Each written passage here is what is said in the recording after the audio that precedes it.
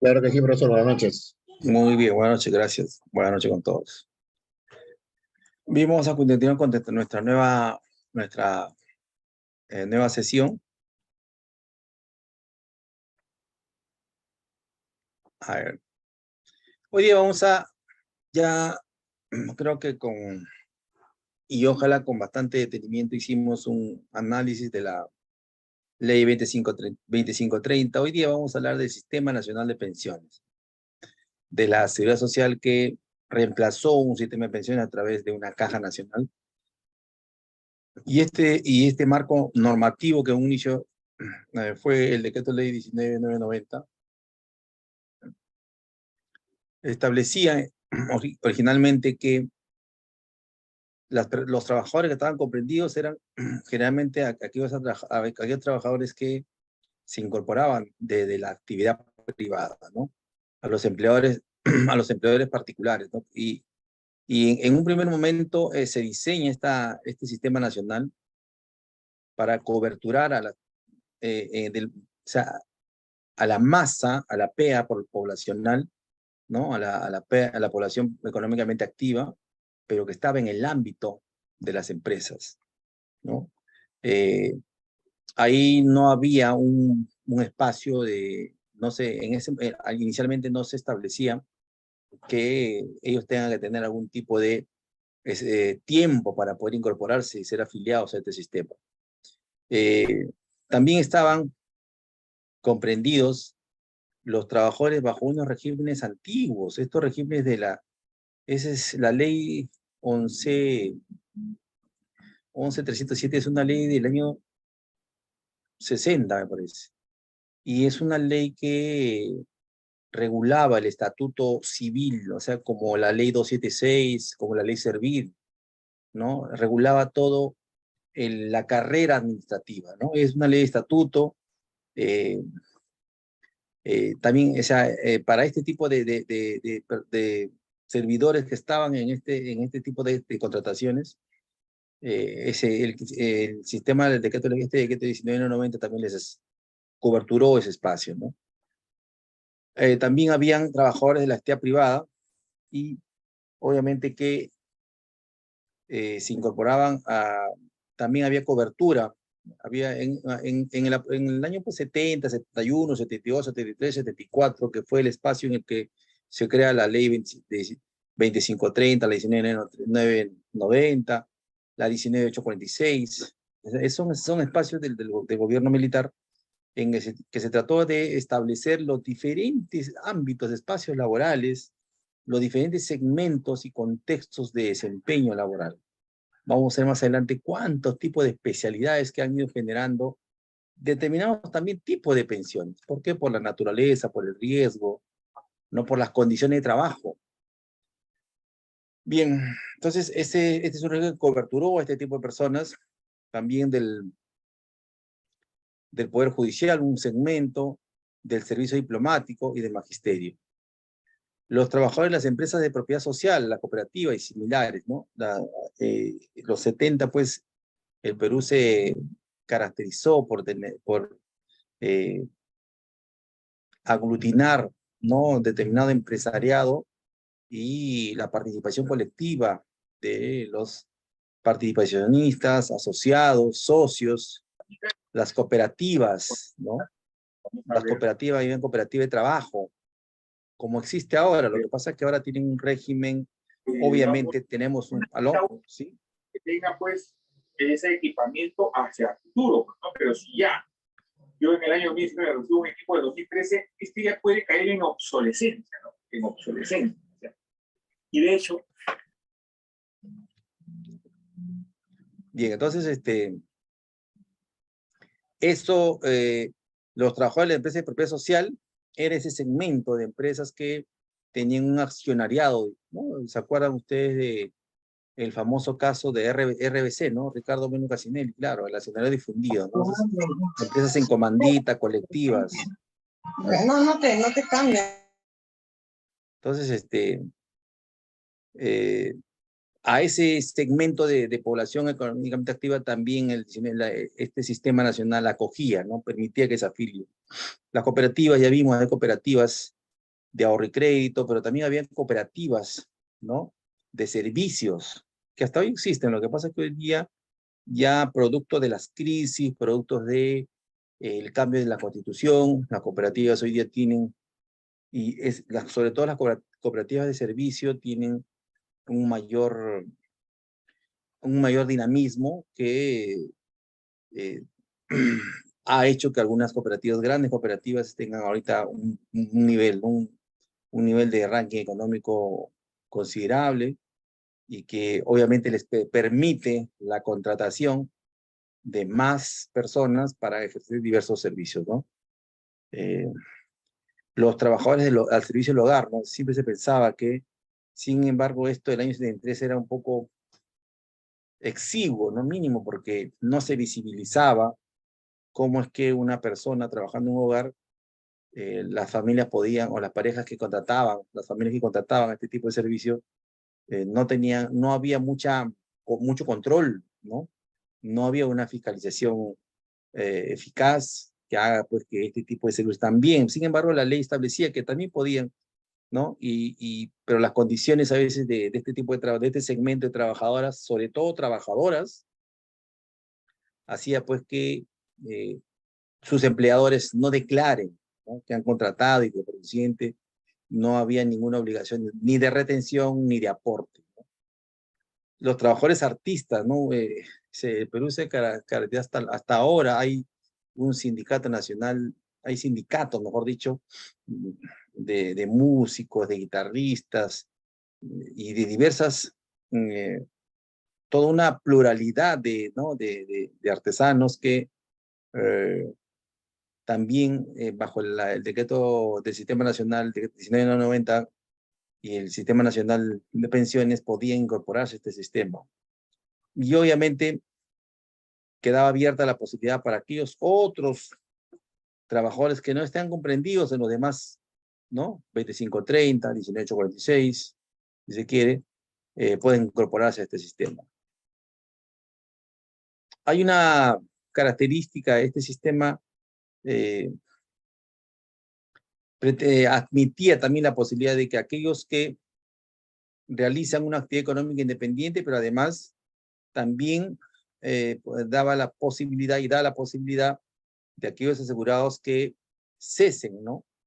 De prestar servicio y opten por la continuación facultativa. Quiere decir esto que habían trabajadores, no siempre trabajaban en un lugar de manera dependiente, sino podía haber que periódicamente podían haber un espacio de actividad laboral y entonces ahí ellos, si tenían algún ingreso de manera directo, ¿no? Independiente a una relación laboral, podían seguir aportando para no perder y seguir construyendo, ¿no?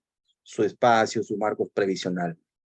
Eso es una característica, si se quiere, favorable de este sistema, porque lo contrario sería admitir que las personas y las empresas contraten de manera permanente, ¿no? Y eso en realidad hoy día es incompatible con la mecánica del mercado laboral, porque las empresas permanentemente manifiestan una alta rotación, ¿no? La alta rotación en la población económicamente activa impide pues que las personas vayan construyendo mes a mes con sus aportes mensuales ese tema previsional, ¿no? A largo plazo, porque estos son mecanismos, las pensiones siempre se tienen que mirar como prestaciones a lo que uno va a acceder, pero a largo plazo, ¿no? Cuando cumple 60, 65 años, ¿no? Entonces, este sistema de alguna manera permitía que los trabajadores, si cesan de trabajar en un lugar, sigan contribuyendo, ¿no? Hasta que encuentren nuevamente otro trabajo que les permita igual continuar y así construir su derecho a tener una prestación económica. Bien, cuando se crea este 1990, también se crea bajo la lógica de que esta Caja Nacional de Pensiones va a administrar pues los aportes y los aportes van a ser lo que va a rentabilizar y que de ahí va a salir el dinero para pagar las tasas.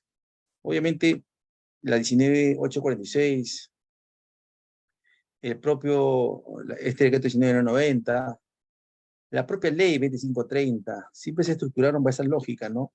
De los aportes del trabajador. Sin embargo, siempre, por lo menos esos tres sistemas identificados, ¿no? Porque hay estos sistemas residuales que tienen menos población, menos PEA, pero sin embargo, estos sistemas se crearon bajo esa lógica, bajo esa visión.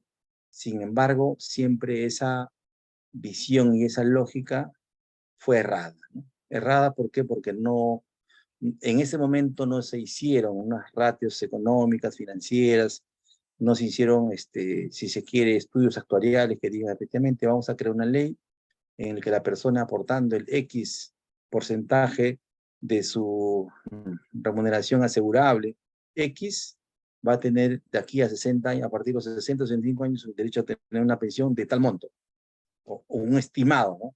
No se hizo. Entonces, como no se hizo estos fondos, finalmente, estas cajas, ¿no? La Caja Nacional Obrera, el Pescador, hay varias cajas.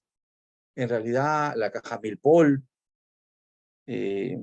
poco o nada podían hacer con el tema de las inversiones. Por eso que, como una reseña, ¿no? Histórica, la 1990 establecía que había un fondo de reserva que permita capitalizar y así tener la cobertura para poder cobertura en un momento determinado las pensiones. Bien, esto tenía igual, pero siempre, como quieren que se hicieron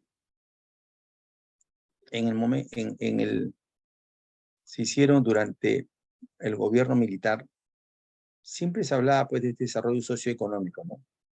Ninguna inversión puede tener esta variable, porque toda inversión de capital siempre es inversión de capital, y la inversión de capital siempre se utiliza bajo la premisa de la rentabilidad económica.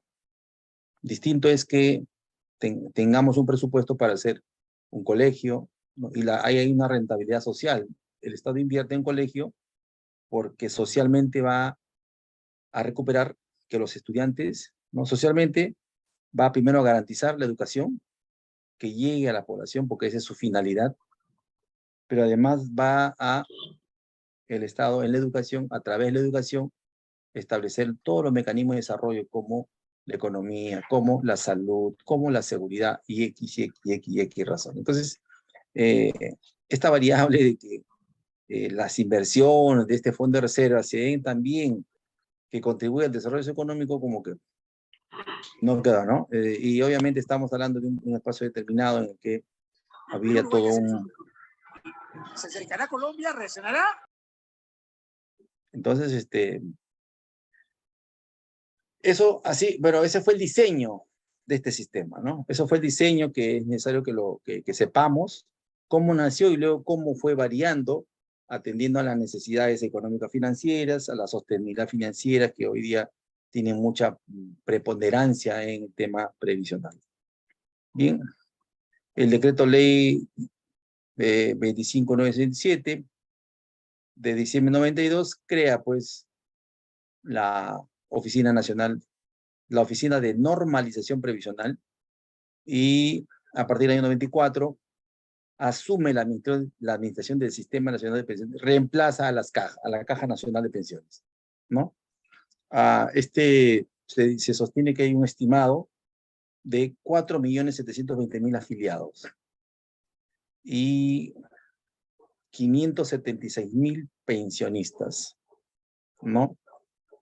La idea, y como vimos creo cuando, no sé si es en la primera o segunda sesión, sacamos un cuadro que cuando se hacen estas variaciones o estas estimaciones, miren qué porcentaje refleja, ¿no? De 4 millones los pensionistas, ¿no? Activos. Quiere decir que estos 4, si me siguen, 4.700.000 personas afiliadas deberían sostener las 576.000 pensiones, ¿no? Sin embargo, esto no es así, porque si bien es cierto, esos 4 millones podrían estar aperturando, o mejor dicho, aportando al sistema, sin embargo, hoy día la carga presupuestaria de estas 576 pensionistas está siendo asumido el déficit está siendo asumido por el Estado, ¿no? Que asigna a la ONP recursos para que la ONP a su vez distribuye en el pago de las compensaciones, ellos lo denominan prestaciones económicas, ¿no? Y ese es porcentualmente lo que significa, ¿no? Un aproximado de 15%, 12%, de 14 a 13%, ¿no? Bueno, en ese contexto es que se crea por la oficina de Norman. Acá también hay que, esto también es producto, ¿no? La creación de esta oficina también, porque la primera problemática que encuentra el gobierno de los 90 es la crisis en este ámbito. No nos olvidemos que la devaluación, la inflación, tiene un impacto directo en este escenario de las pensiones, de la seguridad social. Hoy día mismo, ¿no? La crisis de este año, la pandemia, está teniendo un impacto porque hoy día, muy a pesar de que se diga que la pensión máxima hoy día es 895, 890 soles y la pensión mínima es 500, al que le dan 890 y tantos soles, eso, la persona con eso le es insuficiente para satisfacer sus necesidades básicas, ¿no? Y entonces son, como se dice, pensiones irrisorias que no dignifican, ¿no? Que solo son un paliativo. Entonces, por eso hay una constante discusión, petitorios, de que este tipo de pensiones sean incrementadas. Bien, este sistema ofrece, pues, de manera general, pensión de jubilación, discapacidad, de viudez, orfandad y ascendencia, ¿no? Como máximo y mínimo tenemos esta ratio, ¿no? 500 soles y una máxima de 893 soles. ¿Cómo se llega a tener esta ratio? La ONP a través de, no tanto la ONP, sino porque la ONP es un organismo adscrito al MEP. Ellos han creado, ¿no? Algoritmos, fórmulas para atender. Sin embargo, y más adelante vamos a ver, parten de una base, ¿no? Es de 500 soles. Y después de esto hacen deducciones, hacen incrementos. Sin embargo, ninguno de esos incrementos puede sobrepasar los 893 soles de la pensión. ¿Ya? Entonces, con eso, ¿qué les quiere decir con eso? De que de manera técnica, ¿sí? Porque por un tecnicismo se han establecido patrones, fórmulas, valores, variables. Sin embargo, pensión mínima 500 soles y pensión máxima 893. Distinto, por ejemplo, a las pensiones que se otorgan en la 2530, ¿no? Si ninguna pensión será mínima a una remuneración mínima vital. Sin embargo, si el Estado actualiza la remuneración mínima vital, se actualiza ese tipo de pensiones, ¿no? Entonces, ahí como que hay otra diferencia, pero a su vez, si se quiere, ventajoso. Y la diferencia de este tipo de, básicamente, porque aquí se centra todos los ratios que vamos a ver, la metodología que se utiliza para deducir acá las pensiones, para establecer, para calificar las pensiones, siempre van a estar en este ratio, en este razonamiento. ¿Y qué le decía? La diferencia es que este sistema sí es un sistema vitalicio. Si a alguien lo califican para entregarle 500 soles, esa pensión es vitalicia. ¿Correcto? Es vitalicia, o sea, es hasta que muera. ¿Correcto? Bien, entonces eso también es un tema que siempre diferenciar y analizar frente al sistema privado de pensiones.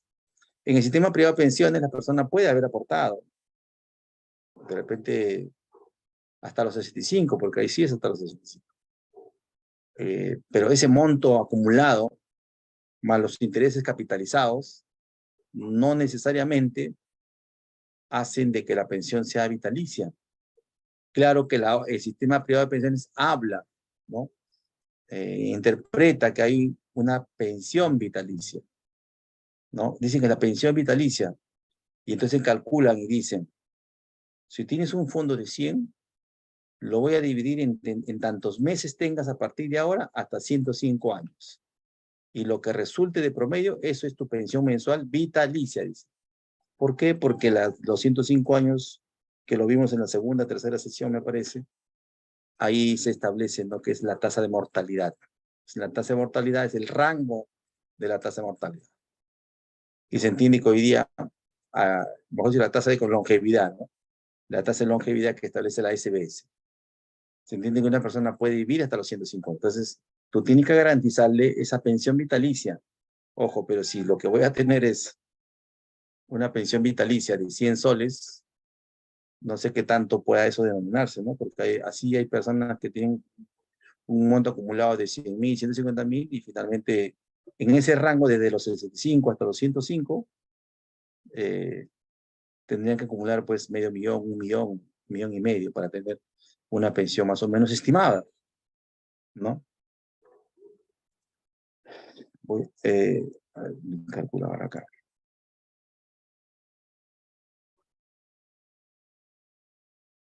A ver. Por igual. Sí. A ver.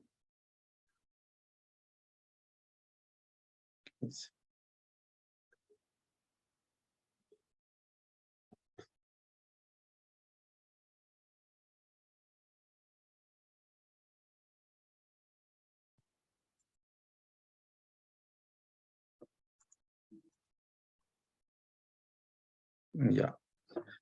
Por ejemplo, estoy haciendo acá un ejemplo numérico. ¿Me escuchan, no? ¿Me escuchan? ¿Me escuchan? ¿Estamos ahí o no? ¿O estamos lejos?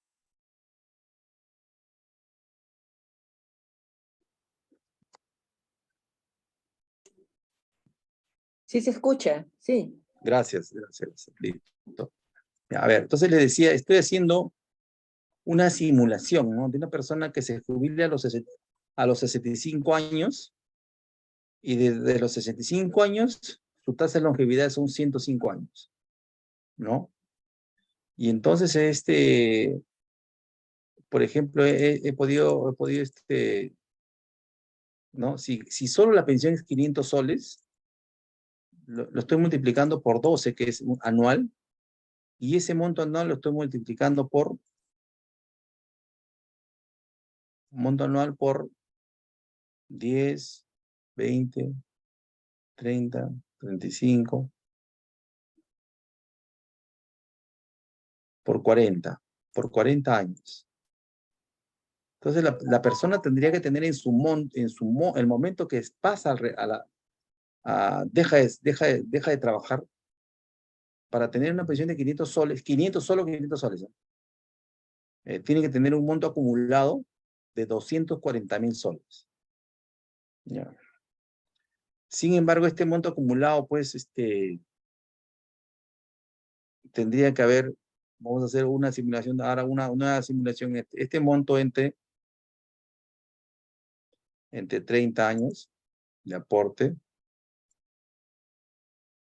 y 8.000 entre 12. Entonces, miren, en una ratio del ciclo laboral de 30 años, la persona para llegar a tener ese monto y cobrar luego de que se va a los 65 años hasta los 105 años, solo 500 soles, que es la pensión base, necesita aportar 666 soles. Ya. 660.66 y 6, entonces 6.67. Entonces, este nivel de aporte, ¿qué implica? Implica que la persona, ¿no? La tasa de aporte, para que sea el 13%, para que esto sea el 13%, ¿correcto? Dividir esta cantidad entre 13 por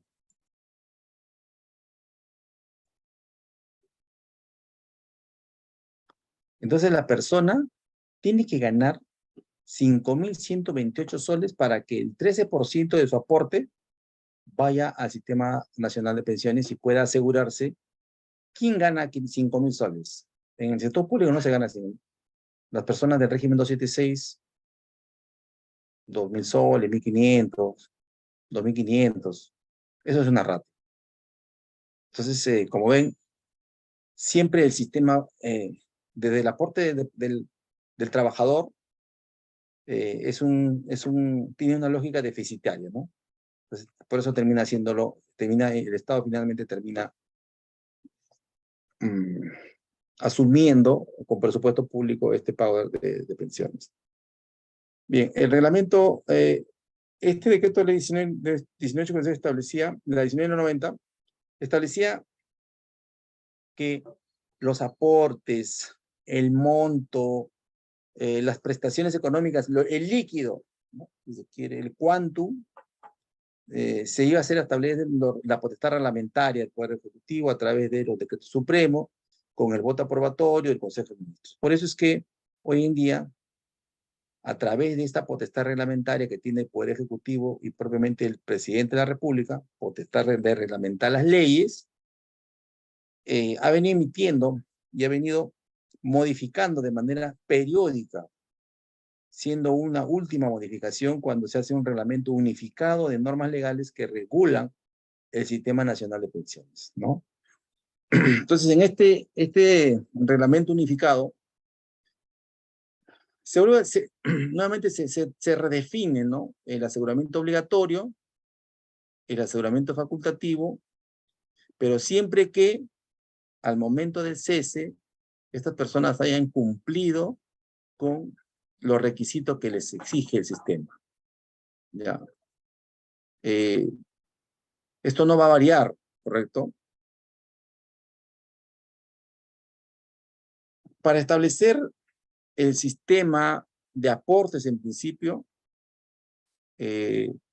originalmente, hoy día, por lo menos en la administración pública ya hemos pasado de un tema de diversos conceptos. Hoy día estamos frente a ingresos únicos, ¿no? O en todo caso porcentajes de la unidad de ingreso al sector público, que de ahí es donde vamos a sostener cuánto es el aporte que tiene o que tiene que hacer la persona para poder incorporar eso hasta el sistema nacional a través de ese fondo previsional, ¿no? Entonces, originalmente se establecía que no formaban parte de esa remuneración asegurable la asignación de las participaciones de utilidades. ¿Por qué? Y esto básicamente ocurre en el tema de las empresas, ¿correcto? Públicas o privadas. Hay una ley que establece el marco que tiene que ver con el tema del marco tributario. Establece que las empresas con más de 20 trabajadores, 50 me parece, no sé si de 20 o 50, no lo tengo claro, honestamente, no me acuerdo. Establece que anualmente, si tienen utilidades, tienen que repartir un porcentaje de esas utilidades, tenían que repartir entre los trabajadores. Entonces, esto era porque obviamente en el marco del sector de educación, en el sector de salud, en la policía, si quiere, no sé, no hay pues de utilidades, el Estado nunca tiene utilidades. Sin embargo, las empresas sí. Pero puede ser empresas que sean del Estado, sí, porque los 70 fue el auge, ¿no? De la creación de empresas en el que el Estado era titular, era accionista, o era titular, era dueño de acciones, ¿correcto? Y entonces ahí también habían trabajadores y ahí habían utilidad económica, financiera, y ahí también exigía la obligación, ¿no? La participación de utilidades, la bonificación por riesgo de pérdida de dinero, son bonificaciones que se incorporaban en los sueldos de los trabajadores y que estos no formaban parte para poder extraer el porcentaje de aportación al sistema nacional. Las sumas, la bonificación por desgaste de herramientas, la suma de bienes de trabajo para la realización de sus labores Ahí lo veo con la como tarjeta. viáticos, a ver.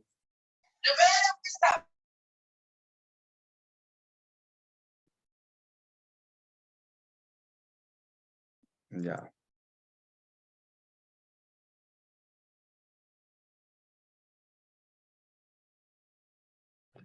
La suma, siempre hay una empresa, sea el Estado, o también en el marco de un servicio, se pueden asignar pues viáticos, ¿no? De repente una entidad pública o una entidad privada, una empresa, necesita que uno de sus trabajadores, sus servidores, funcionarios, viaje, ¿correcto? Viaje.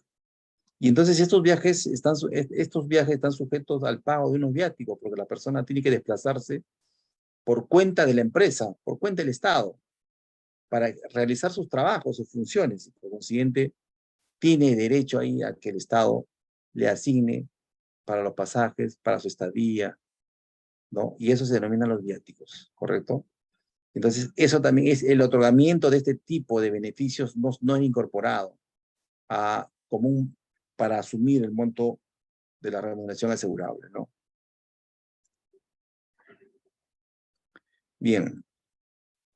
Luego, para determinar la remuneración asegurable, ¿no? ¿Qué cosas se puede conseguir? ¿Qué cosas teníamos que entender y tenemos que hasta hoy día? Porque este es un concepto que sí hoy día está muy vigente, muy pleno, ¿correcto? Si trabajas en una empresa, lo primero que discutes para tus beneficios sociales es identificar cuáles son las remuneraciones, ¿correcto?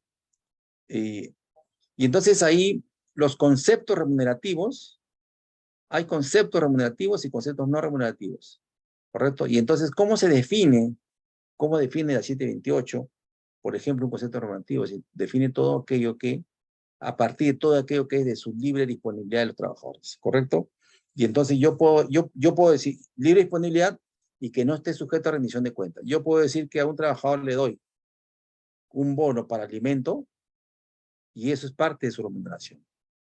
No, pero yo esto no lo pacté, porque yo solamente le pago 1.500 y además le doy un bono pues, para que se tome leche, no, pero eso no es.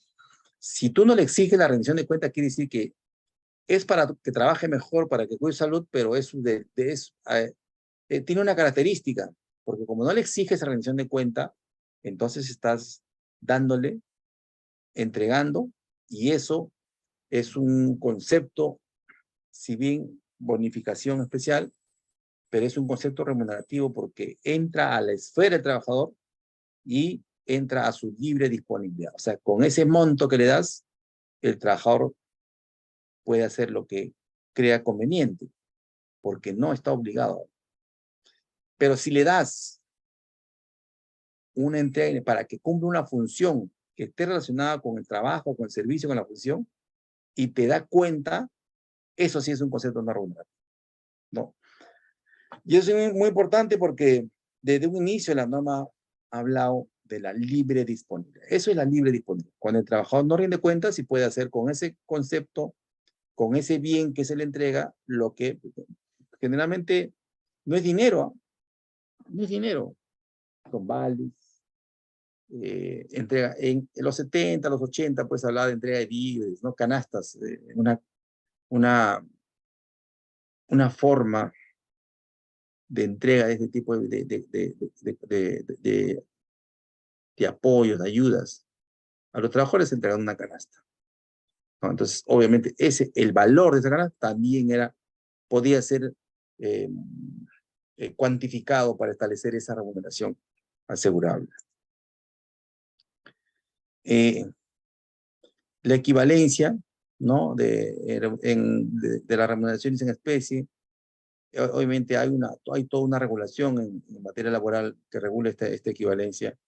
En el caso de las trabajadoras del hogar, se considera como monto para su sujeto de la determinación del monto asegurable, todo el monto que recibía y además lo declarado por la propia empleador o empleador, ¿no? En materia de construcción civil, esto también tuvo un auge y hasta ahora, ¿no? En construcción civil hay una especie, inclusive tienen Capeco, la Cámara Peruana de la Construcción, tienen ahí sus estándares eh, como tarifas por determinado utilización de la mano de obra en construcción civil, ¿no? Para las personas que hacen el entierrado, para las personas que hacen cimentación, para las personas que estructuran, ¿no? Entonces, todo eso tiene como una tarifa, si se quiere, ¿no? En la cual eso lo llevan luego los trabajadores, ¿no? A discutir, pues, al Consejo Nacional de Trabajo, pues, oye, mira, si allá estamos estableciendo que esto está subiendo, ¿cómo es que la remuneración mínima vital no la sube? Porque está teniendo un impacto, y si tú subes la remuneración mínima vital, tiene un impacto en esto. Entonces, la tarifa, sí, X, ¿no? Si yo hago una cimentación de 1000 ladrillos, si es 10, ese 10 está en función y en referencia a la remuneración mínima vital. Entonces, si tú incrementas un punto en la remuneración mínima vital, entonces ya no va a ser 10, va a ser 10 puntos y medio u 11. Entonces, este tipo de, de contextos también la norma preveía, y por eso es que establecía que en esos escenarios el trabajador tenía que brindar la información necesaria para determinar cuánto va a aportar a su jubilación, ¿no? Sin embargo,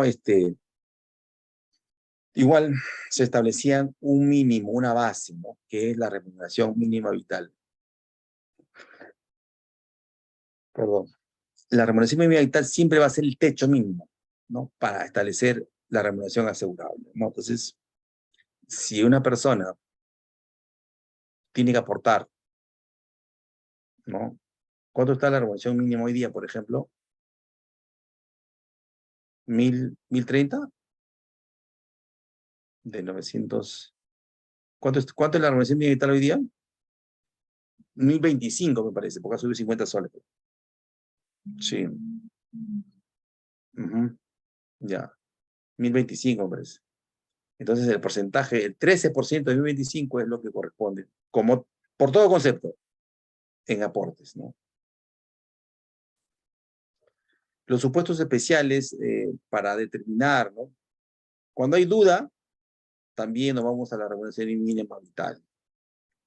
Cuando los afiliados pertenecen al decreto ley 276 o la ley, el decreto legislativo, el CAS, ¿no? La contratación administrativa de servicios, el decreto legislativo de 57, igual, ¿no? Si no existiera, para determinar, obviamente, si no existieran, pero estos regímenes sí están regulados y hoy día están puntualizados en el decreto 038, me parece. Es un decreto de urgencia que regula la unidad de ingreso al sector público. En función, son 2.600. En función de ese incremento es que se calculan hoy día las remuneraciones, la escala de remuneraciones, los perfiles de puesto, ¿correcto? Entonces ahí ocurre si este tipo de afiliados están en estos contextos de contratación laboral, entonces a ellos se les aplica ya no la determinación de la remuneración mínima vital, sino lo que gana. ¿Por qué? Porque son supuestos que están regulados ya de manera expresa. Ya. No se olviden que también, como existía lo facultativo, también existe la posibilidad de seguir aportando en mayor proporción, ¿no? Igual, en caso de duda, nuevamente retornamos al tema de la remuneración mínima vital. Para la remuneración mensual asegurable,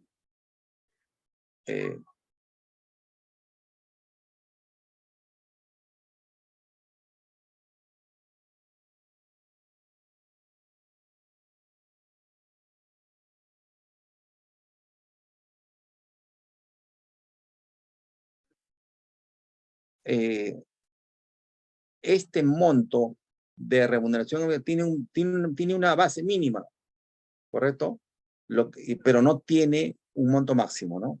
Obviamente, ¿por qué? Porque hay funcionarios contratados CAS, de repente, que están ganando 5.000, 6.000, 7.000, entonces el sistema no ha previsto topes para el monto asegurado. No nos olvidemos que estos son sistemas solidarios, ¿correcto? quien puede aportar más, que lo aporte, porque esto está sosteniendo y además ese que está aportando más está trabajando en el sector público. Y si gusta también está trabajando en el sector privado, también puede incorporarse, ¿no? Sin embargo, ahí viene el tema, ¿no? Si es esa la circunstancia, la situación, y ahí viene el análisis de este sistema privado de pensiones, o público de pensiones, el CPP, o el sistema privado de pensiones, que son las AFP. Si yo tengo la oportunidad de ganar más para tener una mayor pensión, ¿dónde me interesa, dónde me es pertinente aportar? ¿En el sistema público o en el sistema privado? En el sistema privado, porque ahí sí tu aporte se rentabiliza y desde ya tienes una rentabilización hacia el futuro. ¿Ya? Eso es.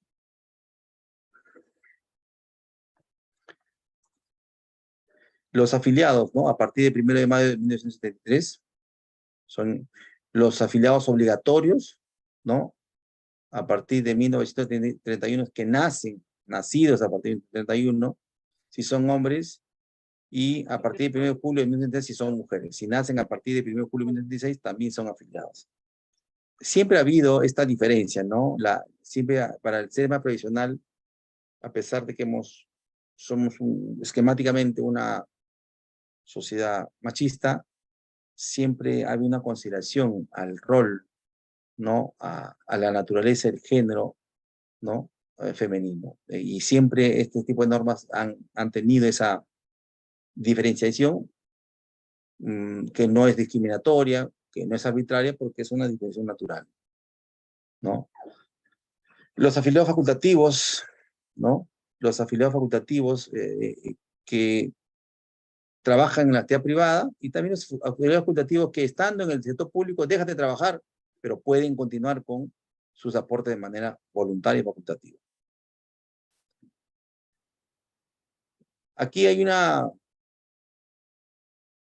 la Oficina de Normalización Previsional tiene cuando se crea, esta es una entidad, ¿no? Como organismo del sector de economía y finanzas, pero le otorga personería jurídica de derecho público interno. O sea, le da autonomía. Eso es lo importante, porque es un órgano técnico. No sé si acá llegué, me parece que no, pero hoy día una parte, un segmento de una corriente, ¿no? En el marco de la administración pública, ahí hay corrientes que sostienen que la autonomización de diversas entidades con carácter técnico especializado. Esta es una tendencia, es básicamente una tesis que propugna que este tipo de organismos, permiten pues una administración responsable. Imagínense que en esta Oficina Nacional de Normalización estén administrando esos fondos de reserva, secuaces, clonadores de carros, de vehículos de alta gama, gente que, ¿no? Personas que tengan esa alta responsabilidad, personas que solo se han dedicado por el sin ser discriminatorio, no digo al mototaxi, ¿no? De una provincia. Yo digo, a este nivel no puede ser, pues, o sea, y que no parezca esto de discriminación, sino no puede haber, tiene que haber una forma de que estas entidades no sean administradas, sean gerenciadas por personas que sí reúnen por lo menos un bagaje académico, un soporte académico a quienes podamos exigir, ¿correcto? Una correcta administración, como vino ocurriendo. Entonces, esta oficina, la ONP, es una entidad muy técnica, muy profesional. Es más, después de la SUNAT, me parece, es una de las entidades públicas con mejor ranking de atención de calidad. Claro, reclamos van a haber siempre las personas que no pueden lograr reconocerse que un espacio de periodo de aportes que no llegan a los 20 años, pueden discutir y si no, es injusto, no me das pensión, he trabajado para el Estado, ya no tengo. No. Pero eso es en el fondo, pero como ente administrativo, es un ente con personería jurídica de derecho público interno, tiene su propio recurso, su propio patrimonio, tiene autonomía funcional, o sea, ellos funcionan, se organizan, tiene autonomía administrativa, pueden crear sus propias directivas, tienen autonomía técnica, que eso es lo más importante, en la administración de sistemas previsionales. Esa autonomía técnica que, de lo que esperamos que nadie llame para decir, ONP, ¿sabes qué? Darle pensión al doctor John Jiménez, ¿no? Porque, pobrecito, y como tú eres mi amigo, yo soy tu amiga, tú eres mi amigo, yo te designé como consejero, gerente de la ONP, entonces dale pensión por ser amigo. O sea, para que ese tipo de cosas no ocurran, es que tienen una autonomía técnica. Autonomía técnica para que saber lo que van a hacer, ¿no? Para que la toma de decisiones también sea técnico, sea lo que mejor, lo más conveniente y pertinente para el objetivo de sus fines, para su rol, para el cumplimiento de su misión institucional. Esa es la autonomía. La autonomía económica financiera, en la autonomía económica, ellos pueden establecer cómo distribuir sus ingresos, cómo canalizar sus ingresos, autonomía financiera, que implica cómo también ellos se proveen de sus finanzas, tienen esa autonomía también. Y entonces constituye un pliego presupuestario que tiene a cargo el Sistema Nacional de Pensiones. Tienen un fondo consolidado, es un fondo intangible, y obviamente esto es una forma de respaldar las obligaciones que tiene a cargo la Oficina de Normalización Previsional, ONP. ¿Y por qué es necesario que conozcamos esto? Porque muchas personas consideran que lo que esta oficina hace, lo tiene que hacer siempre dentro del marco jurídico, siempre dentro del marco de legalidad, ¿no? Las personas no pueden otorgar pensión pues, por hacer un favor a un político, por hacer favor a un amigo, no. Tienen que entregar pensión a las personas que realmente están en el sistema, han aportado, reúnen los requisitos. Generalmente, en la parte del Estado, tenemos una brecha con esto. Entonces, por eso es que hay que reconocerles siempre, ¿no? Estas autonomías, ¿no? Técnica, económica, financiera, ¿correcto? Para poder que las entidades que tienen un rol sensible en el aparato prestacional del Estado, un sistema prestacional que está encargado de establecer condiciones mínimas de los asegurados, de sus pensionistas, es un tema sensible de la seguridad social, no esté pues decantada, sea un organismo débil, no hay autonomía, y todo político, ministro, viceministro, va, no, esa autonomía les permite actuar siempre con la mayor de responsabilidad y el cumplimiento de la ley. El sistema unificado del Sistema Nacional de Pensiones tiene dos etapas definidas claramente, la etapa de aportes y la etapa de percepción de las prestaciones, ¿no? La etapa ya básicamente, la etapa inicio es el sistema en el que la persona está obligada a aportar al sistema. En la etapa de percepción ya es la persona que la ONP o el sistema está obligado a otorgarte esa prestación económica, la pensión de jubilación, pensión de invalidez, pensión de sobrevivientes. Este sistema está estructurado cuando las normas incorporan principios. Estos principios no están de más, pues. O sea, no se ponen como principios líricos que la gente conozca, así, pues principios solidarios, de igualdad. No. Están en la norma y tienen cada toma de decisión, en la toma de decisiones de cómo se gestiona, cómo se administra el Sistema Nacional de Pensiones, tiene que tener su utilidad práctica, ¿correcto? La universalidad los obliga a que traten de la cobertura general, pero además que esa cobertura también permita, ¿no?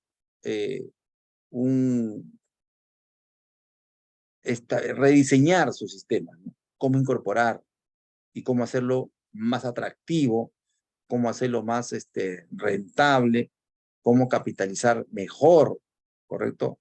Eso tiene que ver con este principio y eso tiene que estar estos principios tienen que estar ahí latentes en todas las actividades administrativas de gestión del sistema nacional, ¿no? Pro asegurado siempre hay que establecer, dice el sistema, buscar una mayor protección posible al asegurado. Y dice, miren, y en caso que tengas duda, le dice a la ONP, oye, siempre trata de interpretar en pro del asegurado, ¿correcto? Suficiencia, la suficiencia, la igualdad, ¿correcto?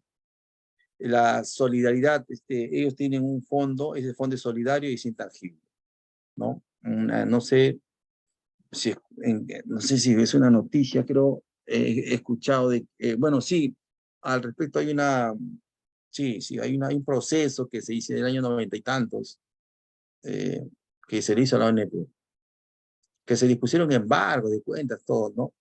Sin considerar que este tipo de fondos es solidario, porque es de todos los que están en actividad. Segundo, no solamente que es un fondo, sino que además los bienes del Estado son inembargables. Y entonces, cuando estamos en la esfera estatal, este tipo de fondos no puede ser embargado. Sin embargo, ocurrió y hay toda una polémica que hasta ahora se da a nivel judicial, que no se está, que todavía no se resuelve. Algo que sí lo señala de manera siempre los principios de sostenibilidad, ¿cierto? Efectivamente puede ser un sistema del Estado, un sistema público, sin embargo, el sistema siempre debe buscar que sus finanzas estén equilibradas, ¿no? Cualquier modelo de ajuste debe siempre ser sostenible en el tiempo, ¿no? Donde las mayores prestaciones deben ser progresivas. O sea, si pienso otorgar más, no puedo hacer de manera radical, si se quiere, ¿no? Bueno, por eso es que los reajustes que hay, tanto a la 2530 como, sobre todo a la 2530, de las pensiones, pues el Estado reajusta con 30 soles cada año, cada 2 años, o cada vez que hay voluntad política, ¿no? 30 soles es el reajuste. Amparados, el MEF, porque eso lo define el MEF, obviamente. Amparados en este principio, ¿no? La sostenibilidad. Porque digo, si dicen, yo aumento 30 soles y tengo, a ver, haciendo un reajuste, a ver, ¿están ahí o no? Para hacer un juego, para conocer un poco el sistema. Un reajuste, a ver. De 30 soles por... ¿Me escuchan o no? ¿Están por ahí? No, están por ahí. ¿Se encuentran o no se encuentran por ahí? Voy a hacer otra simulación, ¿ya? Por ejemplo, un reajuste. Porque conocer qué tipo de pensiones es un conocimiento, sí. Lo vamos a conocer, lo vamos a aprender, nos los vamos a llevar. Pero también tenemos que pensar que cuando en un marco de ciudadanía responsable, conocer cuál es el impacto de un pedido de esta naturaleza, ¿no? Por ejemplo, aumentar 30 soles, solo 30 soles, por los 576,000 pensionistas, 17,288,000 por mes. Por mes. Esto estoy haciendo una simulación, por 12, 207 millones por año. 207 millones. ¿Cuánto cuesta un hospital? Que no lo hacemos, no lo tenemos. Un aproximado de 90, 80, 100 millones. ¿No? Por eso es que el MEF siempre hace eso. Yo estoy haciendo una simulación pues básica, ¿no? Pero en el tiempo, ¿no? Bien.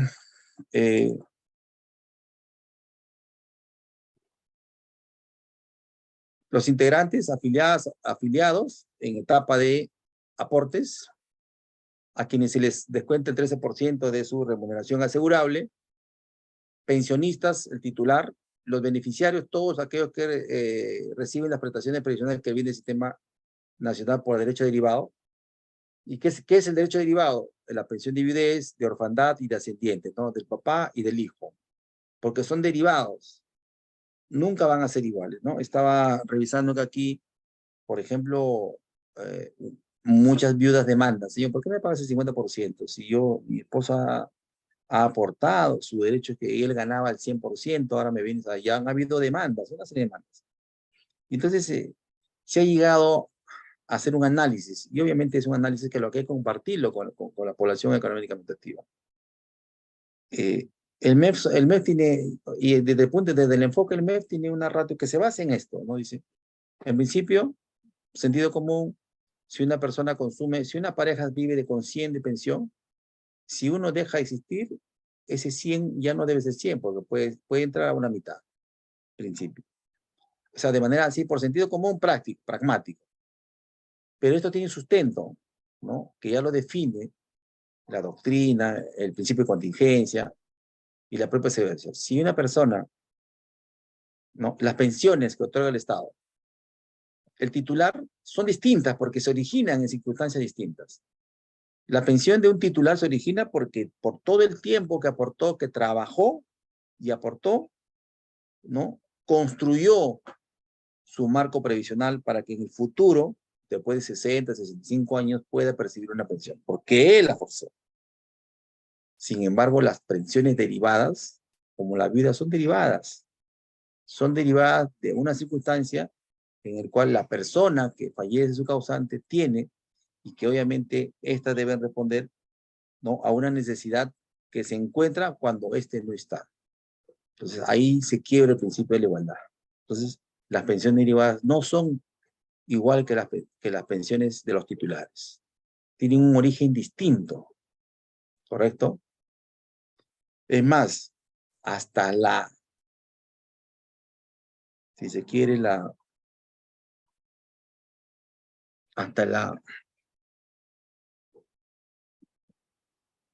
las personas, los pensionistas, tienen que siempre mantener las condiciones para seguir percibiendo las pensiones del Estado, sobre todo en este sistema. Y entonces, ahí también las pensiones derivadas están sujetas a restricciones y a condiciones, ¿no? Mientras que el titular no. El titular es titular y siempre va a cobrar hasta que muera, ¿no? Su pensión. Ahí hay otra diferencia, ¿no?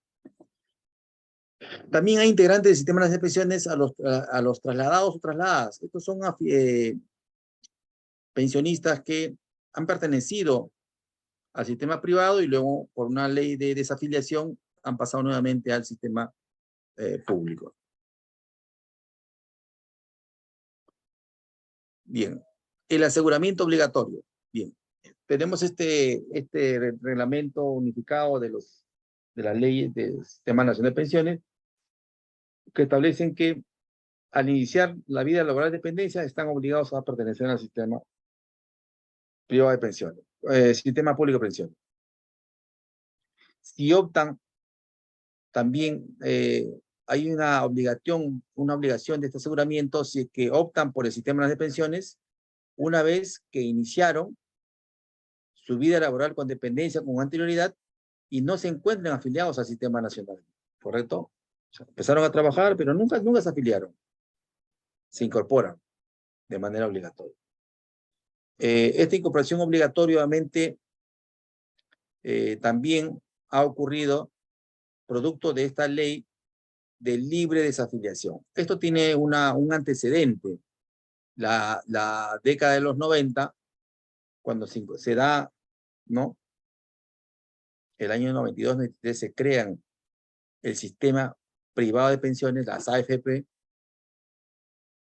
en el marco de impulsar, ¿no? El paso, la incorporación a este sistema de los trabajadores del sector público, hubo mucha desinformación o una información sesgada, ¿no? Una información sesgada. Entonces, esta información,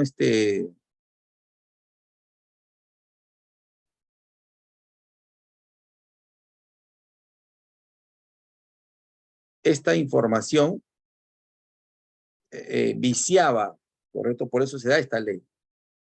Vició en muchas personas su voluntad porque les decían, no les decían lo que ahorita estamos analizando, lo que hemos analizado en la semana 1, la semana 1, 2, ¿no? En la parte introductoria del sistema privado de pensiones. No le dijeron que para que usted tenga una pensión digna de por lo menos una remuneración mínima vital de 800 soles, tiene que tener en su cuenta 600.000 soles, 700.000 soles de aportes durante su vida laboral.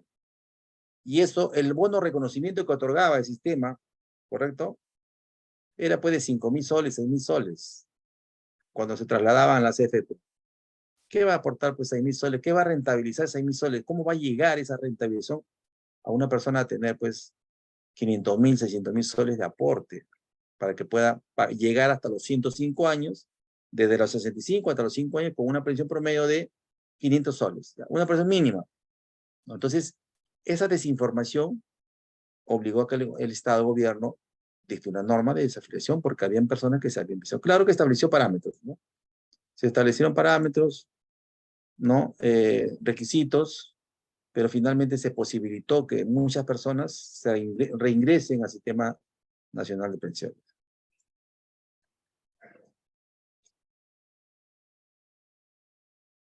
El aporte obligatorio, ¿no? Acá estamos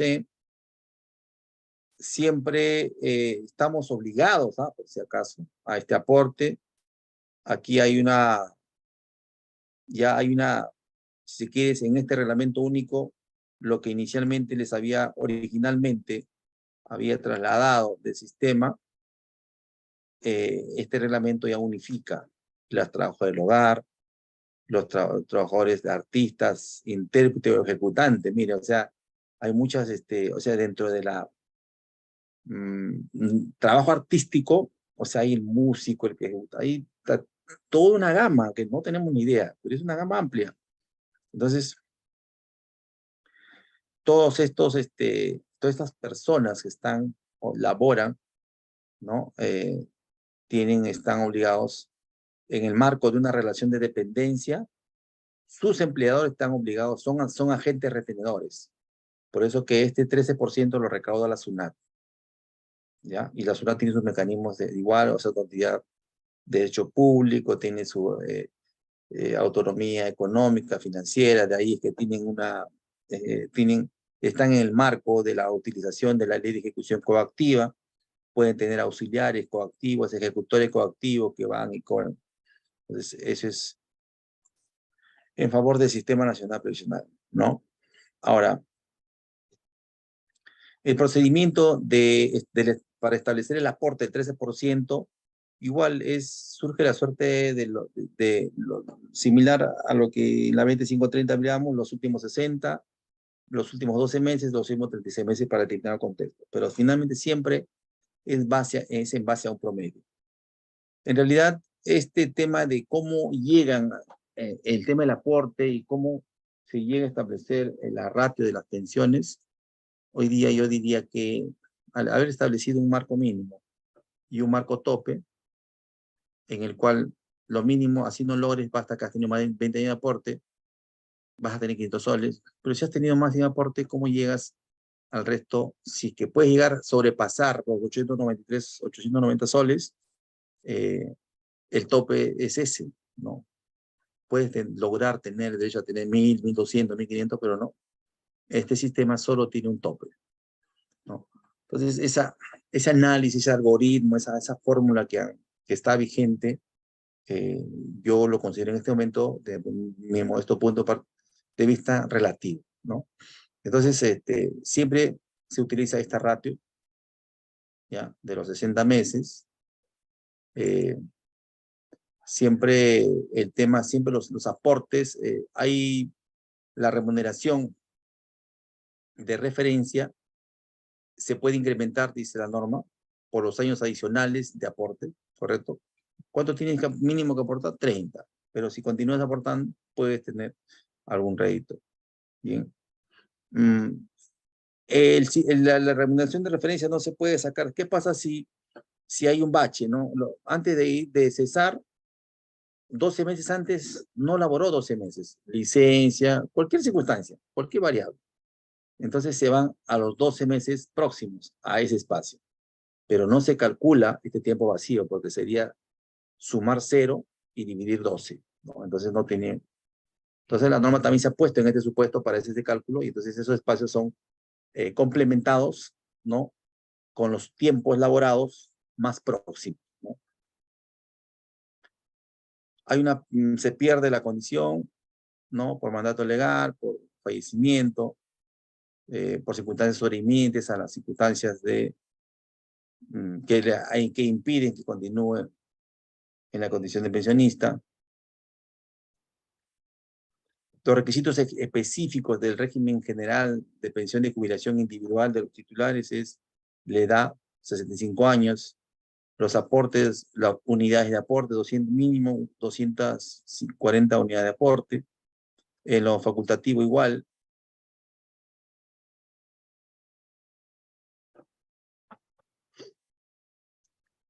Hay un régimen general de pensión reducida, ¿ya? La edad 60 años, para la mujer 55 años, el aporte es entre 180 para el hombre y 156 de unidad de aporte para la mujer, y este tipo de pensiones oscilan, miren en cuánto oscilan estas pensiones: 270 soles, 308 soles y 346 soles. Esa es la ratio de estas pensiones.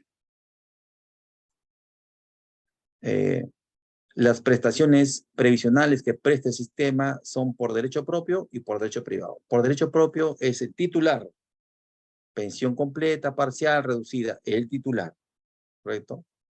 Entonces, aquí ya la norma delega a la ONP la responsabilidad de activar, ¿no es cierto?, las prestaciones previsionales, por lo que tiene la ONP es la entidad que reconoce, declara, califica, verifica y otorga, liquida y paga los derechos pensionales. Esto es muy importante porque se convierte en una entidad técnica que tiene todas las competencias. Reconoce, califica, declara, liquida y paga los beneficios, ¿no? Algo que a veces en otros sistemas, en otros regímenes está disperso, pero aquí lo han centralizado. Yo creo que de manera acertada, porque cuando otra entidad depende de otra entidad, el otorgamiento, que es un sistema, es una finalidad pública, que es un servicio público, se puede convertir en un sistema laxo, ¿no? La pensión de invalidez, hay una pensión completa, proporcional, siempre esta pensión de invalidez está desde la 1990 lo reconoce como una pensión de invalidez. Hoy día, la ONP lo reconoce como una prestación económica, ¿ya? Por eso, para la ONP, técnicamente es una prestación en base a un derecho propio.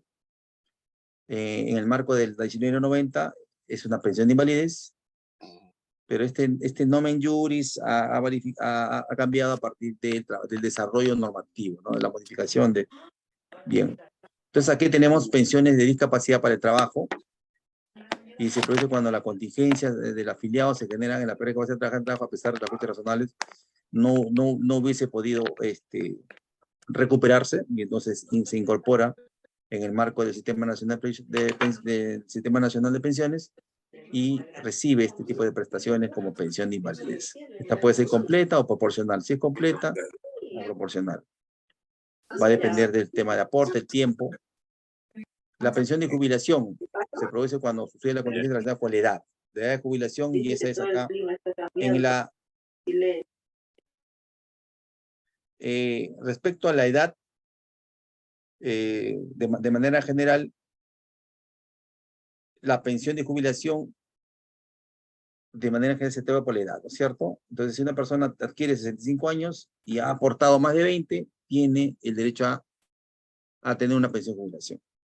Pero puede ocurrir que, y eso está relacionado con el titular, hombre o mujer, ¿ya? Entonces se encuentran acá pensiones individuales, pero también vamos a encontrar acá algo, no sé si novedoso, pero algo que es perfectamente razonable y va en consonancia.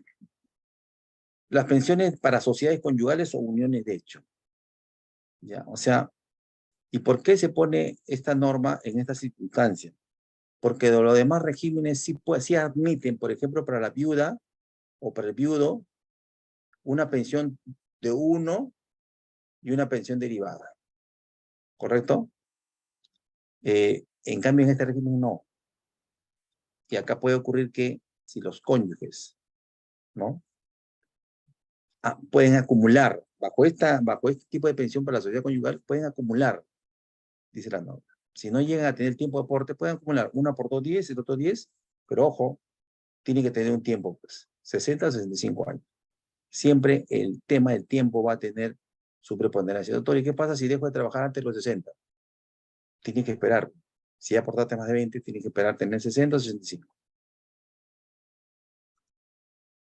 Bien, acá también hay un régimen de pensiones adelantadas, ¿correcto? Este es en el marco de sistemas especiales, el régimen minero, porque el riesgo de vía, la tasa de mortalidad, el trabajo en mina, en socavón, es un trabajo de riesgo que deteriora a las personas en su salud y obviamente eso tiene que tener un tratamiento especial, ¿no?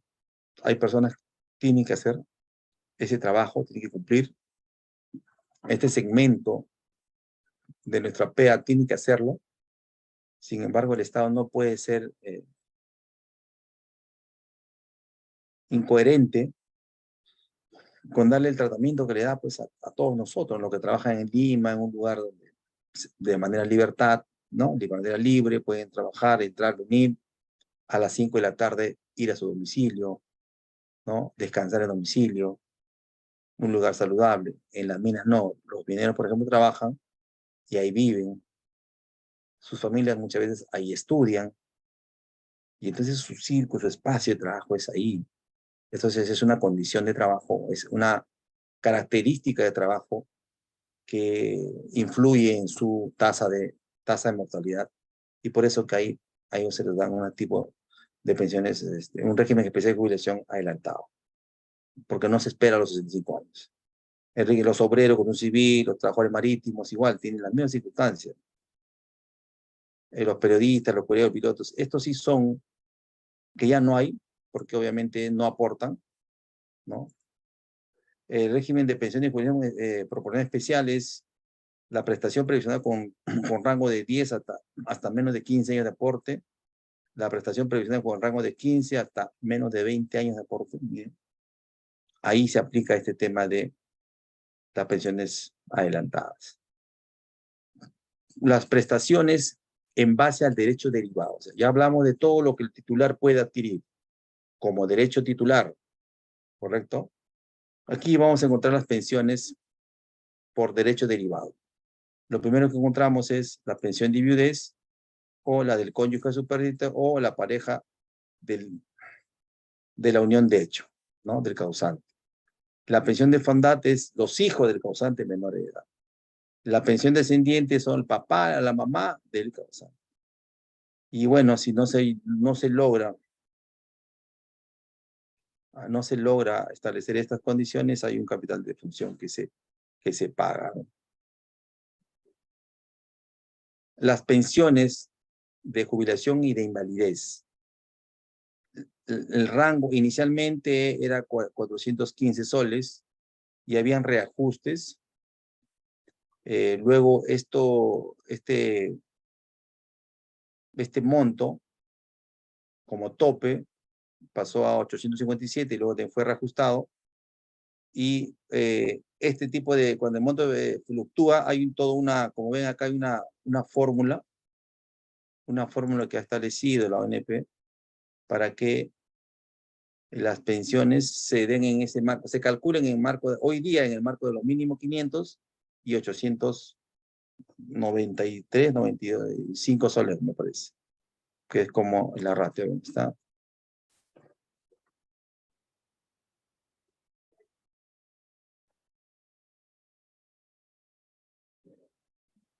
893 soles. ¿Ya? O sea, esta fórmula que acá vemos resulta muy interesante, ¿no? Muy técnico, pero sin embargo, si sale por menos de 500 soles, se eleva a 500, ¿no? Como pensión mínima. Ahora, nosotros, en este sistema, sí, si se quiere una característica favorable, una característica positiva del sistema es que esta es una renta vitalicia que la asume el Estado. ¿Ya? Y es vitalicia. Significa hasta que la persona se muera. ¿Ya? No hasta que se agota, como ocurre en el sistema privado, sino hasta que la persona muera. Y entonces acá tenemos la pensión mínima y la pensión máxima, ¿correcto? 500 y 893 soles. Aquí la pensión de jubilación para la sociedad conyugal y las uniones de hecho está relacionado con, tiene condiciones este tipo de pensiones, ¿no? Primero que esta relación siempre debe ser mayor a los 10 años, ¿no? De la presentación de la solicitud. Quiere decir que para atrás mides, ¿y cómo mide, doctor, qué vivió? Ah, no, pues en el acta de matrimonio está desde cuándo eres casado. Y en la declaración de supervivencia, el juez dice desde cuándo te declara en unión de hecho, ¿no? En la unión de hecho, si alguien lo demanda, o se hace demandar, no sé si o se ponen de acuerdo, van al notario, ustedes son los que fijan el plazo de la convivencia, pues la unión de hecho. Nosotros venimos a hacer una escritura de unión de hecho porque yo y María y Jorge hemos convivido desde el año 2020, del año 2010. Y entonces así se plasma, ¿correcto? Y entonces también ahí está el mínimo legal a los 65 años. Ahí también se hace la misma. Se hace la misma, ¿no? Las unidades de aporte por cada año adicional del 2% de la misma hasta alcanzar conveniente del 100% de la opción de referencia. La pensión mínima es 500, igual la pensión máxima 823. Eso no va a cambiar, ¿correcto? Pero lo importante es que acá te piden una base. Entonces, ¿qué pasa si mi declaración de un hecho recién me ha salido ahora y hace 3, 4 años no estás en el rango? ¿No? Son las reglas que impone el Estado, porque es también una forma de asignación excepcional, ¿no? La pensión de viudez, aquí se habla que el monte es igual al 50% de la pensión de incapacidad de trabajo o la jubilación que hubiera percibido el causante al momento de fallecer. Entonces también igual la pensión de viudez aquí se reduce al 50%, pero igual en ningún caso es menos de 500 soles. La suma de la pensión y la de los huérfanos también no excede, nunca puede ser el 100% de la pensión de discapacidad o de jubilación que percibe el causante. Y entonces aquí hay también pensiones que van desde los 350 soles, ¿no? Esa es la pensión mínima que se ha establecido. Y están tomando como ratio 700 soles, ¿no? Entre 500 y 900, 700. 50% de eso es la pensión de la viuda. Para los hijos, si son menores de 18 y son mayores, así es que para los hijos estudiantes, ¿correcto? En principio tienen que tener, siguen de manera ininterrumpida, ¿correcto? En nivel básico o superior de educación, ¿no es cierto? Y estos, obviamente, hay una ley, pues, y cuando la norma de la ley, la materia, este tipo de pensiones se otorgan en rangos, ¿no? Si viene un hijo y dice, señores ONP, yo voy a estudiar en un instituto, entonces nos remitimos a la ley de la materia. ¿Qué dice el instituto? ¿Qué dice la ley universitaria? Dice que los institutos y las carreras técnicas son y se realizan en 6 semestres académicos y 2 semestres por cada año. ¿Qué te dice? 3 años. Entonces tú le tienes que otorgar en un inicio y un término de caducidad de la pensión. Por eso a eso se refiere la norma. Señor, voy a estudiar y estoy estudiando medicina. Estoy en mi segundo año. Ah, ya. Segundo, ¿cuánto tiempo dura 14 ciclos académicos y 2 ciclos por año, muy bien. Entonces te quedan 6 años. Calcula los 6 años de pensión. ¿Correcto? Eso es. Ya. Sean personas que se encuentren con discapacidad, eso sí, si hay discapacidad permanente, parcial, igual, si el menoscabo es del 50% o con discapacidad permanente total para el trabajo, ¿no? Entonces, esto también es una condición para las personas con discapacidad.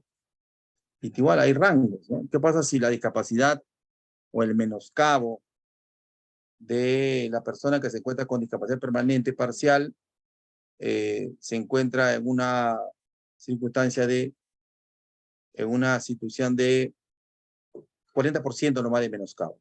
No tiene derecho. Pero está mal, pues, está mal. Y en esas condiciones, ¿quién lo va a contratar?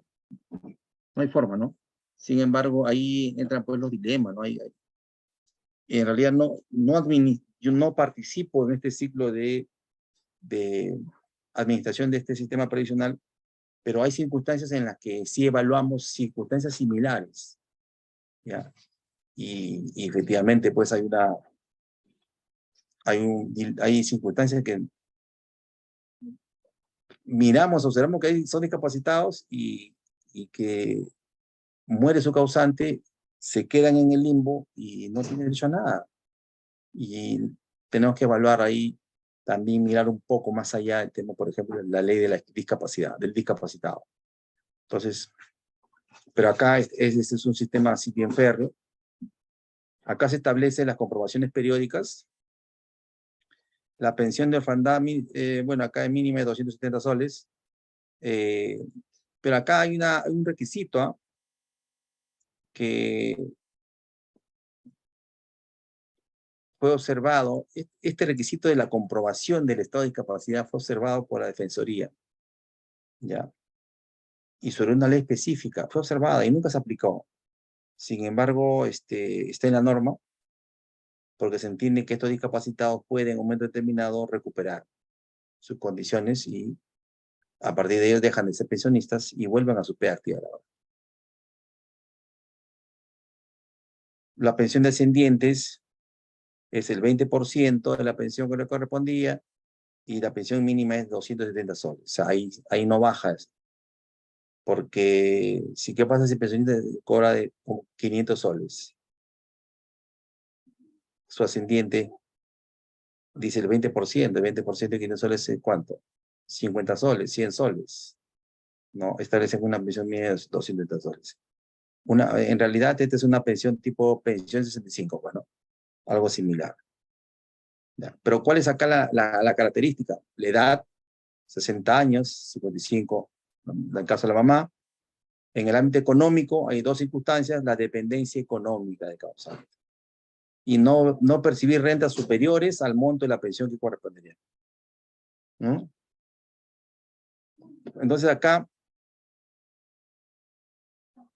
hay un tema solo, o sea, ¿qué pasaría si esta persona también es pensionista, ¿no? Y cobra una pensión de 500 soles, ya no le corresponde, ¿no? Se entiende que no se satisface ese. ¿Qué más? ¿Qué pasaría si esta persona tiene una renta privada y lo declara? Ya, igual no correspondería. Entonces, esto también es un tema interesante, relevante hoy día a la luz de todos los regímenes previsionales. Siempre se ha mantenido y se mantiene que el causante puede tener como dependiente no solamente a la viuda o a los hijos. En casos que no exista viuda e hijo, los papás pueden incorporarse como pensionistas beneficiarios del titular, ¿no? Aquí hay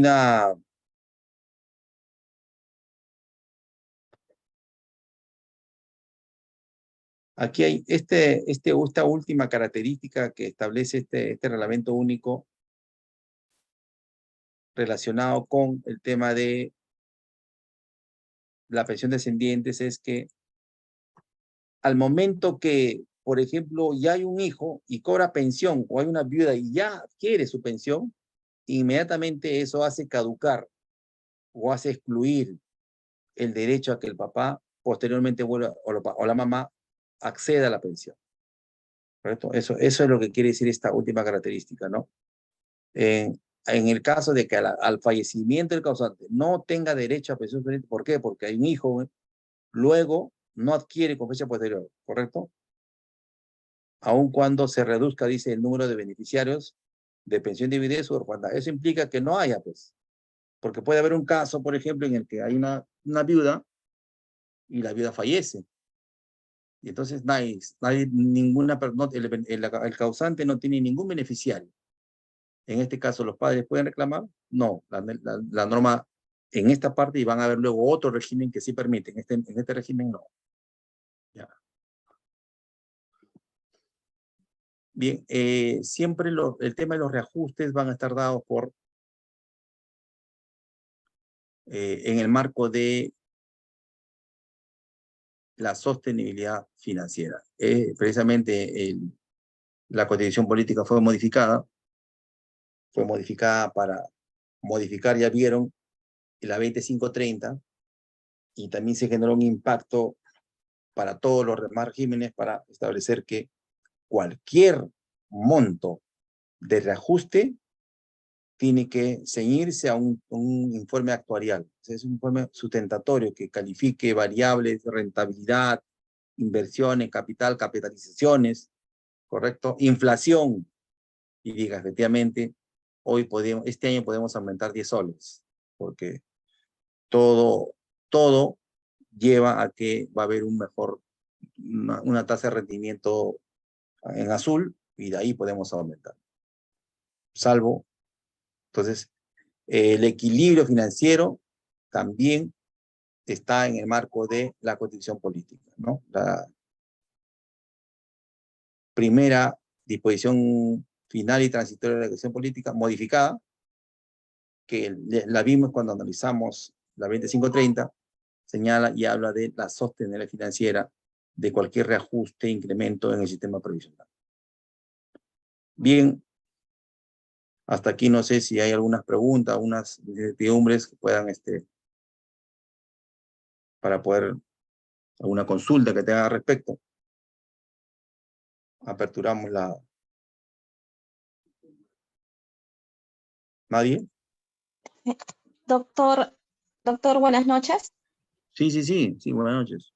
Sí, doctor, buenas noches. Sí, yo más que todo quiero hacerle la siguiente consulta es porque algo que me llamó bastante la atención y usted como especialista quizás me puede despejar esta duda, ¿no? Si estamos hablando que está contrario o no a derecho, ¿no? A mi parecer, bueno, lo que le voy a comentar es lo siguiente. Tengo un amigo que él trabaja en la construcción civil como ayudante, pero viendo la boleta que él me mostró en estos días, veo que en cuanto a su remuneración, le contabilizan la CTS. Entiendo que la CTS es un beneficio al cese del trabajo, o no sé si estoy... Es un beneficio social, pues, que se compensa ok, por cada año. Sí, exacto. sí, Pero estoy claro, claro. Lo cierto es que me llamó bastante la atención que en su boleta aparece la CTS contabilizado como parte de su remuneración. O sea, si bien es a cierto, él ver, cobra menos de los 1025, de hecho, él cobra 250 semanal, lo que hace al mes 1000 soles menos de la remuneración, ¿sí? Ahora, la CTS está contabilizado para llegar a ese total de los 1000 soles mensuales, lo cual me ya. parece que no está ajustado dentro de lo que respecta, ¿no? Porque ciertamente la CTS no debiera estar contabilizado dentro de su boleta. O me equivoco o estoy en lo correcto. No. A ver, tendría que ver la boleta, pero de manera general te puedo decir que la CTS es el pago que hace, tú no haces el pago, eso te hace el empleador, Sí, ¿correcto? Pero muchas veces, por convenio colectivo, por convenios, o sea, ya estamos entrando en el terreno del derecho laboral, Ok, Esa CTE es pagada de manera prorrateada o de manera, sí, es periódico, escalonada. Pero eso es un tema interno, pero el ok, tema es que por año, el tema puntual es que durante el año el señor tenga que recibir un sueldo más, una remuneración. Y me parece que gana, como por los números, me parece que gana sueldo mínimo, ¿cierto? así es, así es. Ya, entonces, durante el año, ese monto que tú ves en CTS, date cuenta cuánto es. Multiplícalo por 12 y eso te Ok, debe dar 893 soles. Sí, porque es lo mínimo. 893. No, 900. Hoy día la revolución mínima era 970, ha subido a 1050 soles más. Entonces debe sumar 970, es la revolución mínima vital. Tiene que sumar, ¿me ok, entiendes? Ya. ok, Y eso lo hacen también como un mecanismo de incremento, ¿no? Porque como mínimo es muy poco. Entonces, ¿cómo le exacto. incremento? Pero yo le voy a pagar al año, mejor se lo voy pagando de manera O sea, periódica y le incremento. claro, Estoy- pero en tal caso, claro, pero en tal caso tendría que haber un convenimiento quizás, un convenio pues eh, interno, como usted lo sostiene. no, no es que tendría que haber. De repente ya está pactado en su contrato, ya lo firmó, ya no es convenio, ¿no? Ok, Doctor, Entonces, si luego se hace, si alguien quiere intervenir, sí, perdón. Creo que decía referente a construcción civil. Hasta donde yo ujú, sé, lo que es construcción civil es un régimen especial. Entonces, ya, ellos como trabajan por determinado tiempo, dependiendo del avance de la obra, a veces ujú, tienen 3, 6 meses, qué sé yo. Entonces, a ellos, hasta donde yo sé, en la boleta les calculan lo que es CTS, claro, gratificación y su sueldo. Ahí les pagan todo.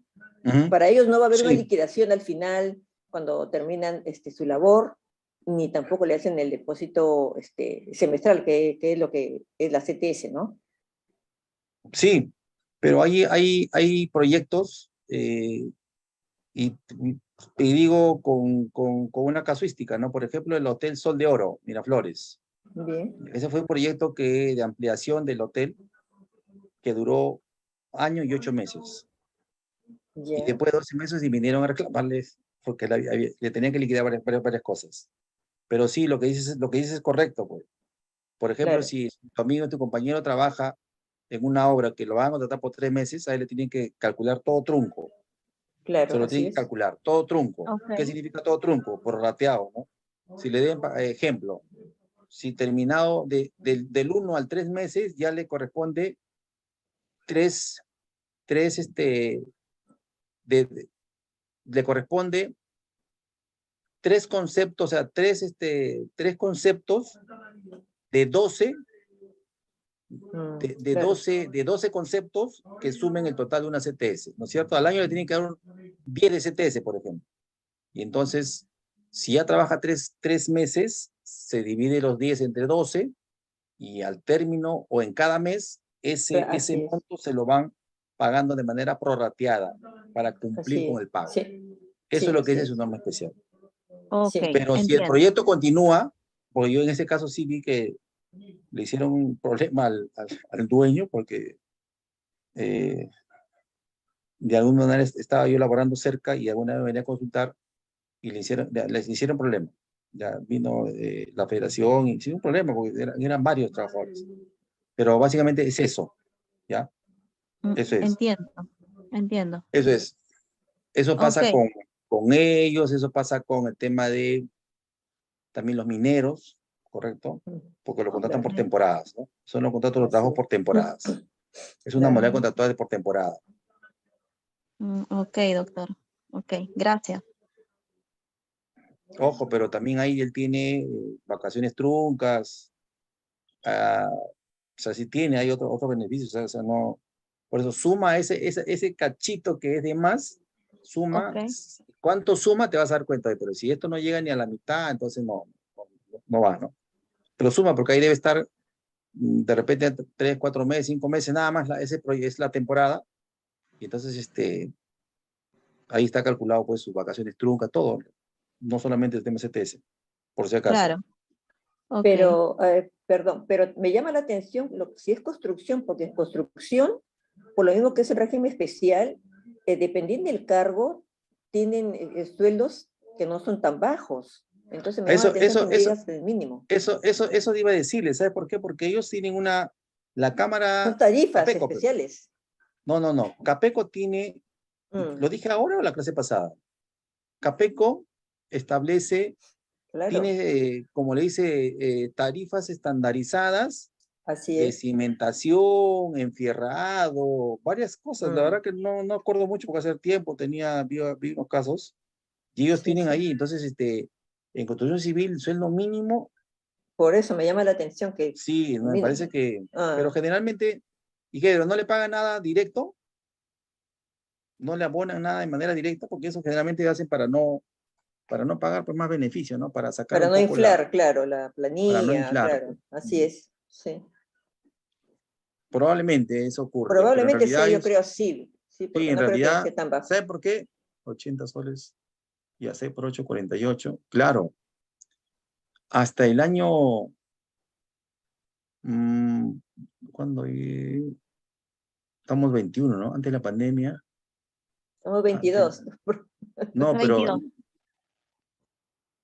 no te preciso la fecha, pero la remuneración de un obrero de construcción civil estaba en 80 soles diarios.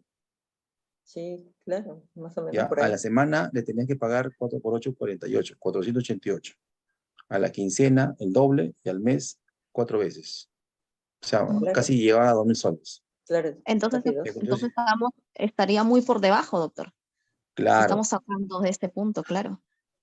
Si es Claro, una empresa formal, por eso es que primero le pagan, cobra, y después le reclaman, pues, ¿no? ¿Sabe qué? Sí, ¿sabe qué? Mire, yo sí recibí 900, 1.000, correcto, pero yo estoy en una obra y usted me ha contratado para ser obrero de construcción civil.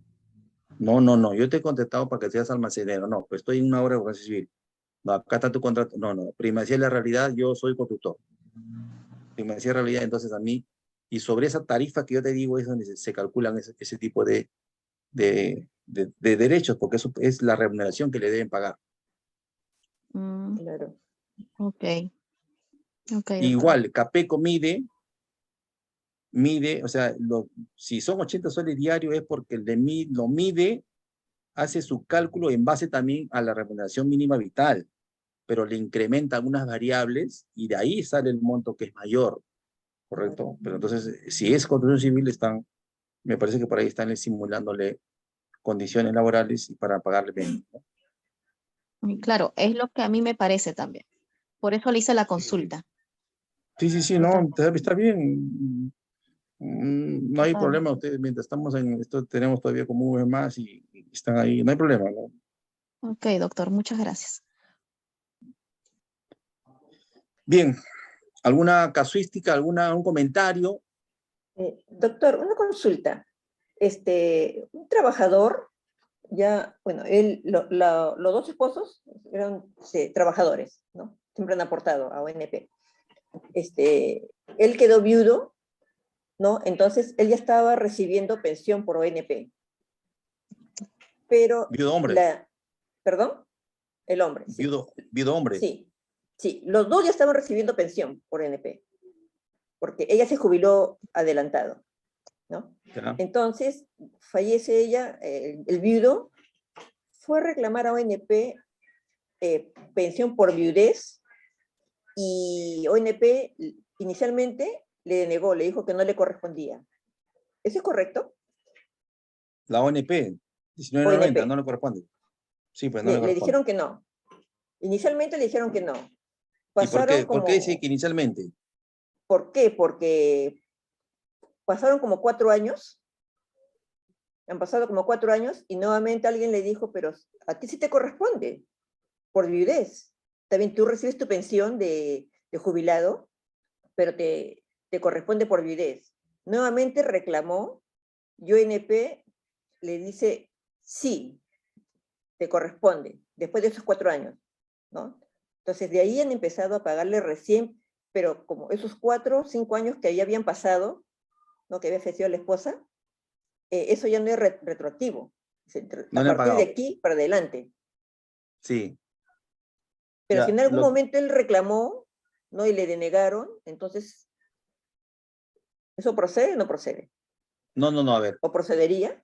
No, a ver. Primero le negaron y ahora después cuando también le han dado. ¿Cuál es el hecho? Es eso. Así es, claro. Ya, correcto. Entonces, pero hoy día sigue cobrando su pensión más la pensión de viudez. Así es. Estamos hablando de viudo hombre. Eso primero quiero definir porque Sí, es hombre. él quedó viudo, la esposa O sea, falleció. ya está. Bien. Entonces, a él, cuando queda viudo, Sí. por eso te digo de hombre, ¿ya? Sí. Eso se ha modificado a partir inclusive de una sentencia, de una casación de la Corte Suprema. Porque el viudo hombre no tiene derecho, o sea, hay siempre la mujer la que tiene derecho. El viudo hombre dice que no, y es más, le ponen una condición, que el hombre esté en condiciones de que no pueda subsistirse y que alguien declare que no puede subsistir. ¿Y quién va a declarar? No sé qué entidad pública puede declarar que tú no puedes subsistir por ti mismo, ¿no? Claro. ¿Quién lo haría? La verdad no encuentro ahorita, ¿no? Yo he tratado de... No. Entonces, eso ha sido modificado a partir de una sentencia por la aplicación del principio de igualdad. Viudo hombre y viuda mujeres tienen el mismo derecho. O sea, no hay, o sea, la discriminación por género, pues es una clásica o típica ejemplo de discriminación por sexo. Claro. El viudo es igual que la viuda. Pero, profesor, esto se hace con un proceso judicial, porque por trámite, por conducto regular, no se suele aplicar Ya. eso. Por eso te digo, no, ya, escúchame, vamos al tema. Entonces, eso se ha modificado a partir de la sentencia. Sin embargo, también estos casos se apelan y se ha creado, la ONP tiene la superintendencia, no. Sí, se ha creado la superintendencia Sí, hay una previsional, superintendencia, sí he que tiene un escuchado. tribunal, Sí, ahora tribunal. administrativo Sí. de apelaciones. Entonces, ahí también producto de interpretaciones han empezado a ya no judicializar, porque saben que los jueces le van a dar sí o sí. Los jueces le van a dar la razón, o sea, eso es inexorable, ¿no? En procesos de amparo por el principio de igualdad, y vamos a ver, hay una sentencia muy de viudo hombre, de viudo hombre, en ambos regímenes. Cuando veamos el tema de jurisprudencias, ahí vamos a conocer hechos concretos en los cuales se negó la pensión de viudo hombre, pues hablo de viudo hombre, pues hay que edificar. Claro, Digo, porque entonces, mayormente es la mujer. la mujer. Así Entonces, es. eso ha pasado. ¿Ya? Eso lo han declarado inconstitucional, inaplicable esa limitación, y eso ya se viene ejecutando. Pero, como bien dice su compañero, se judicializan, pero yo ya sí he revisado hace, siquiera 3 años atrás, que hay disposiciones ya para que en esos casos los procuradores ya se allanen, pues, porque igual el juez lo va a dar, por un principio de economía también. Sí, ¿para qué gastas el procurador si sabe que el juez le va a dar? Eso es. Pero, y en cuanto a inicialmente que le denegaron y por esos 4 o 5 años que no recibió. Lo de vengados. Ya, eso no procedería. Miren, ahí la 19.990 habla de un plazo, la prescripción de los devengados, ¿correcto? Sin embargo, el MEF también tiene un concepto de cuándo hay devengados. A partir para el mes, a partir de que la persona inicia su petición. Entonces, hay toda una discusión, Hay la sentencia de Nicama también dice igual, o de la prescripción. Hay prescripción, ¿no? En el acuerdo supremo, en el acuerdo plenario de los jueces, dicen que las pensiones devengadas no prescriben, son imprescriptibles, ¿correcto? Pero legalmente hay prescripción, o sea, las normas dicen que sí prescriben. Entonces, como administración pública, esto te hablo de manera general, ¿qué haces? ¿Qué haces? ¿Cumples la ley o cumples lo que el juez dice, pero no te ha ordenado a ti, te ha ordenado un caso particular? ¿No? Entonces nosotros tenemos que aplicar lo que es la ley. La ley, claro, de hecho. Claro, lógico, porque por el principio de seguridad jurídica, ¿no? Claro. Entonces, pero son dilemas. En realidad, la causística que yo les digo, ya les voy adelantando, perdón un ratito. También. Un ratito, por favor.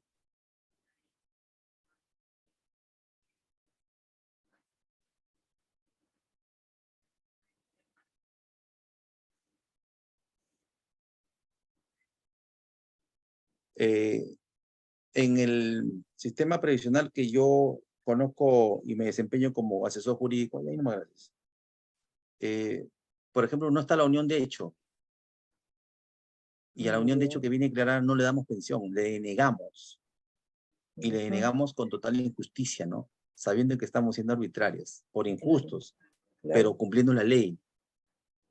Al viudo hombre igual, le negamos.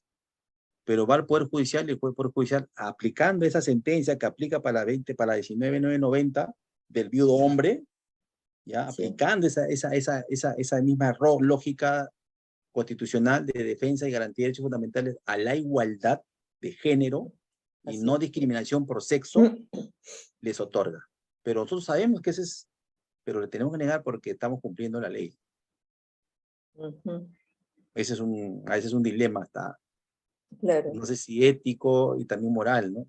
Pero, porque una unión de hecho es igual que o sea, el matrimonio no solamente es a partir del matrimonio civil, sino también a partir de diferentes formas de uniones. Y la unión de hecho eso es y el concubinato es algo, pues, ¿no? Originario en nosotros. Bien. Ok, gracias. Entonces, gracias por su participación y la verdad que sí, traigan sus casuísticas, no sé, lo que tengan, porque lo socializamos y de ahí, no sé, algún aporte alguna recomendación puede llevarse. Yo tengo mi teléfono, tiene mi teléfono, ¿no? ¿Todos? No, yo no lo tengo, profesor. Ya lo voy a volver a poner acá. ¿Lo podría dar, por favor? Dígame. Sí, lo podría dar, por favor, su teléfono contacto, por favor, está en la diapositiva que ustedes la tienen, pero igual se la vuelvo a dar. 989-27-8661. Profesor, ¿podría consultar por una casuística o ya lo vemos en la próxima clase porque ya pasó su hora, creo? Ah, no, sí, pues ya pasó, ya estoy fuera de hora. La próxima clase. Profesor, por favor, ¿puede repetir su teléfono? Lo voy a agradecer. 989-27. Perdón, 9829. 989, está en el grupo, ahí está en el chat. En el chat 989. ¿Quién está ahí? 989-27-8661. Gracias. Listo, entonces nos vemos la próxima semana.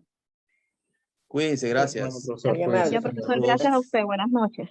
Buenas noches.